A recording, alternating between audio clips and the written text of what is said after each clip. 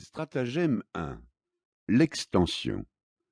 Il s'agit de reprendre la thèse adverse en l'élargissant hors de ses limites naturelles, en lui donnant un sens aussi général et large que possible et l'exagérer, tout en maintenant les limites de ses propres positions aussi restreintes que possible.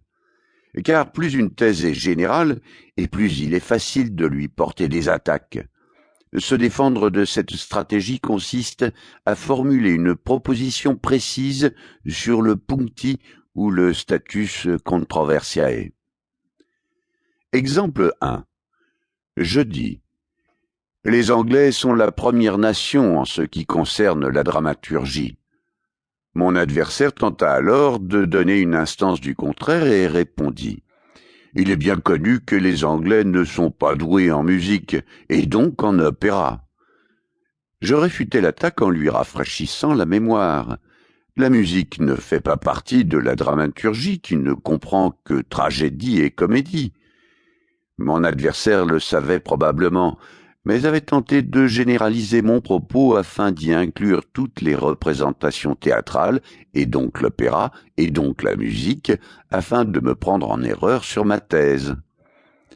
Inversement, il est possible de défendre ces positions en réduisant davantage les limites dans lesquelles elles s'appliquent initialement, pour peu que notre formulation nous y aide.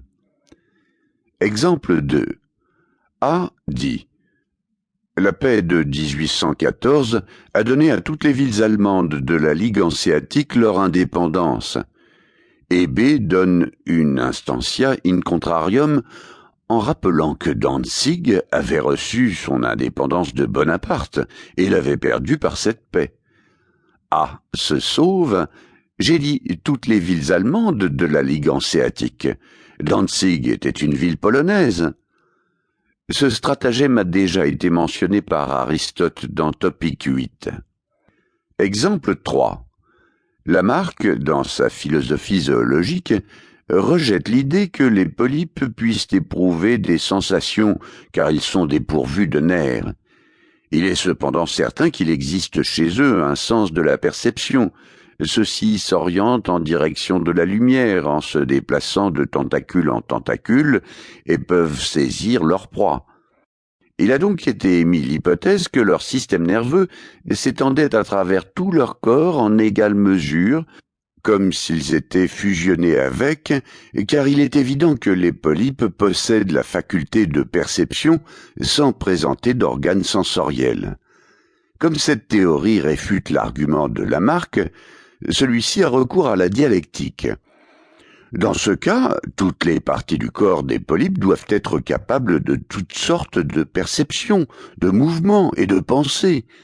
Le polype aurait alors en chaque point de son corps tous les organes du plus parfait des animaux.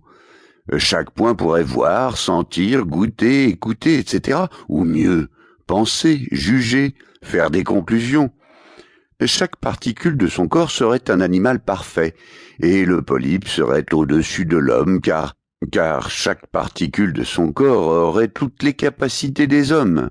En outre, il n'y aurait pas de raison de ne pas étendre ce qui est vrai pour le polype à tous les monades, puis aux plantes, lesquelles sont aussi vivantes, etc.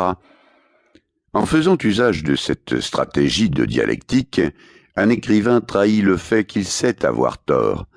Parce que quelqu'un a dit « tout leur corps perçoit la lumière et agit comme un nerf », Lamarck a étendu au fait que le corps était capable de penser. Stratagème 2. L'homonymie. Ce stratagème consiste à étendre une proposition à quelque chose qui a peu ou rien à voir avec le discours original, hormis la similarité des termes employés, afin de la réfuter triomphalement et donner l'impression d'avoir réfuté la proposition originale.